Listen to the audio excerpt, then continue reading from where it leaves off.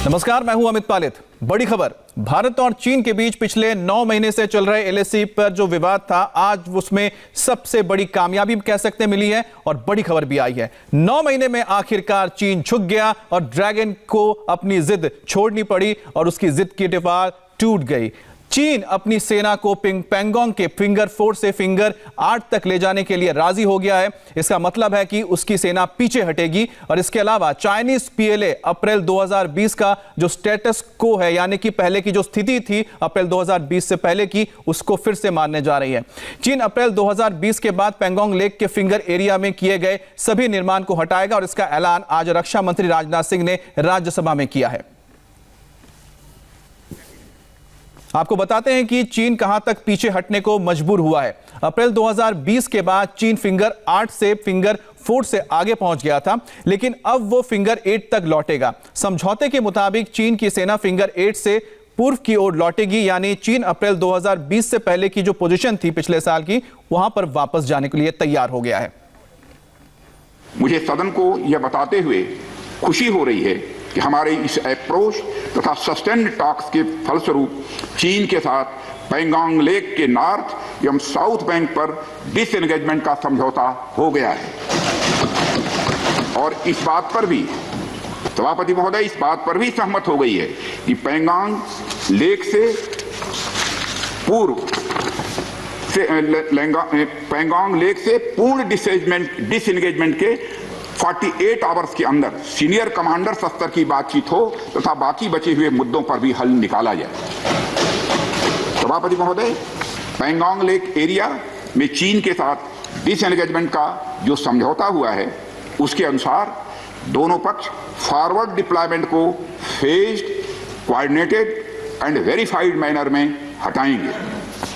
चीन अपनी सेना की टुकड़ियों को नॉर्थ बैंक में फिंगर 8 के पूरब की दिशा की तरफ रखेगा और इसी तरह भारत भी अपनी सेना की टुकड़ियों को फिंगर 3 के पास अपने permanent base Dhan Singh Thapa post पर रखेगा।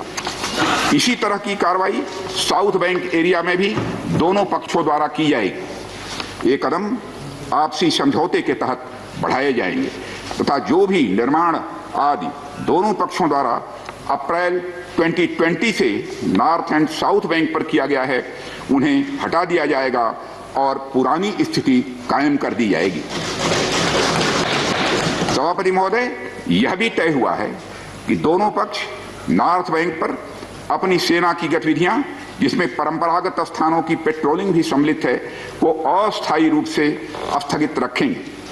पेट्रोलिंग तभी शुरू की जाएगी जब सेना एवं राजनयिक स्तर पर यानी डिप्लोमेटिक लेवल पर आगे बातचीत करके समझौता बनेगा। इस समझौते पर कार्रवाई कल से नॉर्थ एंड साउथ बैंक पर प्रारंभ हो गई है।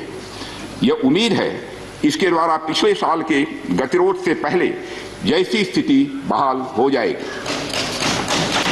सभापति महोदय, मैं इस सदन को आश्वस्त करना चाहता हूं कि इस बातचीत में हमने कुछ भी खोया नहीं है। सभापति महोदय, सदन को यह भी जानकारी देना चाहता हूं अभी भी एलएसी पर डिप्लॉयमेंट तथा पेट्रोलिंग के बारे में कुछ आउटस्टैंडिंग इश्यूज बचे हुए हैं। इन पर हमारा ध्यान आगे की बातचीत में रहेगा। दोनों पक्ष इस बात पर सहमत हैं कि बाइलेटरल एग्रीमेंट्स तथा प्रोटोकॉल के तहत पूर्ण डिसएंगेजमेंट जल्द से जल्द कर लिया जाए।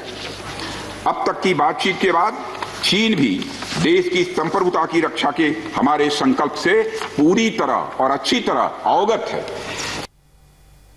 वहीं चीन को घुटनों पर लाना आसान काम नहीं था। नरेंद्र मोदी की सरकार ने 9 महीने में यह कर दिखाया, लेकिन राहुल गांधी को राष्ट्र नीति में भी राजनीति दिखती है। राहुल ने भारत चीन के बीच पैंगोंग समझौते पर अटैक किया है। राहुल ने कहा है कि एलएसी पर स्टेटस को नहीं है और कोई शांति भी नहीं है। राहुल गांधी ने कहा है कि आखिर सरकार हमारे जवानों के बलिदान का अपमान क्यों कर रही है।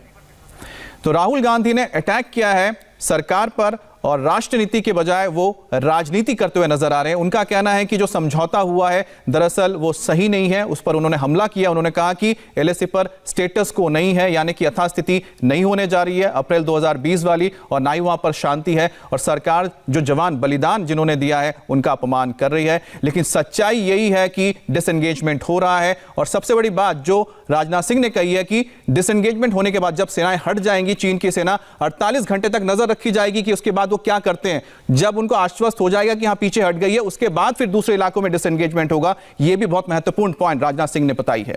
देश हित के मुद्दों पर राहुल गांधी की सियासत कोई नई बात नहीं है, वो कई बार राष्ट्रनीति में राजनीति करते हैं, लेकिन राहुल को प्रधानमंत्री का आज का मैसेज सुनना चाहिए। नरेंद्र मोदी ने आज कहा कि बात जब राष्ट्रनीति और राजनीति की होती है तो वो राष्ट्रनीति को सबसे ऊपर रखते हैं।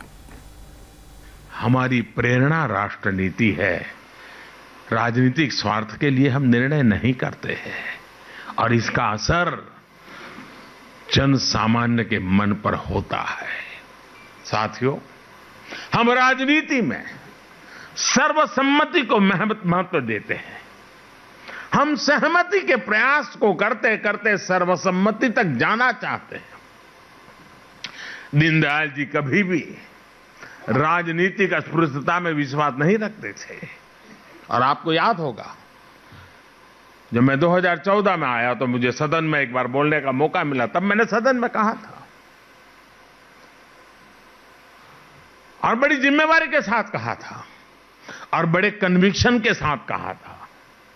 जो इस कन्विक्शन को हम लोग जीते हैं, हमें संस्कार में मिले हैं।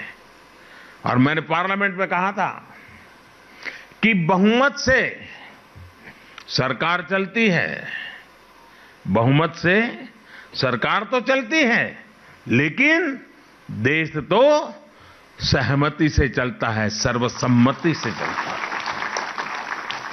और हम सिर्फ सरकार चलाने नहीं आए हैं, हम तो देश को आगे ले जाने के लिए आए हैं।